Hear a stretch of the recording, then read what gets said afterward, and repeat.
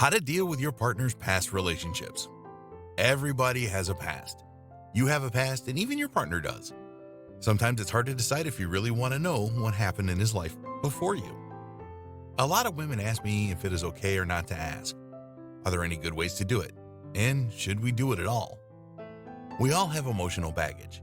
It can be found in many shapes and sizes. It depends on good or bad luck, our ways of dealing with things, and our level of self-judgment. What is also interesting is that we are usually curious about our partner's past, but we are not so keen to talk about ours. However, if you want to build a strong relationship, you will have to deal with your partner's past just like you must deal with your own. Accepting that a lot of things happened before you is very important. Yes, the past leaves us with memories. Some of them are nice and less nice, but you shouldn't live in it. What is the past? Past is a place with a lot of memories, nice and not so nice, full of wounds and healed wounds, old scars, songs, cities, perfumes, holidays, pictures, flowers, nice words, and bad words. There are your victories and defeats, smart choices and stupidity, mistakes, pride and shame. It is also a place where you left people who left you. But there's a big question: how to deal with it. We're all different, and there's no need to say that we also feel and deal with things differently when it comes to relationships. That is one more reason not to listen to other people when they tell you how you should deal with these things. I will show you a few ways that I learned from other people's experience as well as from my own. Number 1, what if he doesn't want to talk about his past? Does it mean that I should fear what I'm going to find out? You have to keep in mind that some people just don't want to talk about their past. This doesn't necessarily mean that he is hiding a big dark secret. Some people just find it easier to keep things to themselves. Maybe he doesn't have a lot of nice memories, or maybe he thinks that he is less experienced for a guy his age and he feels uncomfortable talking about it. Number 2, I don't want to know. If you know from your previous experience that your partner's past will bother you so much that it will haunt, maybe it's not so smart to investigate it. Sometimes, the less you know, the better. If he wants to say something, he will probably do it without you even asking. Remember, there's a reason why his exes are only his exes. Number 3, it's all part of him. If you find talking about exes just a way of getting to know your partner better and your partner feels the same, feel free to talk about it. It's true that we are changing and growing through every relationship we have.